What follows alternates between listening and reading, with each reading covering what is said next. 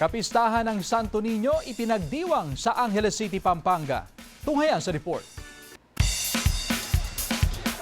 Masayang isinayaw ng mga deboto ng Barangay Pampang sa Angeles City, Pampanga ang mga imahe ng Santo Niño sa kanilang sariling Ati-Atihan Festival. Bata man o matanda, walang KJ, game na game sa selebrasyon habang sabay-sabay na isinisigaw ang Viva Pit Señor!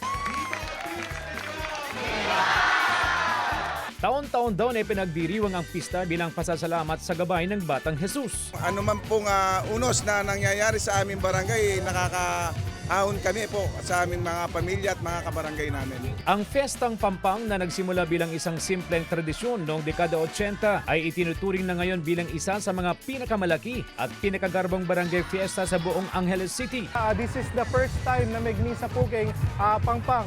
Very Filipino ya po yung kaya katamong selebrasyon. Kaya nga ko pinsasabi na din, yung Viva Pit Señor, yung buri na sabihan, manyawad tamong kasaupan, king kaya katamong kaluguran na Santo Niño.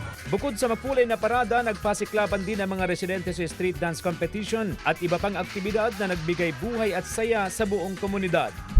Samantala, dinala ng ilang deboto ng Santo Niño ang imahe ng Batang Jesus sa St. Augustine of Hippo Parish Church sa Barangay Maluwad, Dagupan City upang pabasbasan kasabay ng kapistahan ng puon. Kanya-kanyang buhat o hawak ang mga deboto sa imahe ng Santo Niño, patunay ng kanilang malalim na pananampalataya. Binasbasan din ang ilang bata at kanilang mga magulang sa isinagawang misa noong linggo. CJ Torida, One North Central Luzon.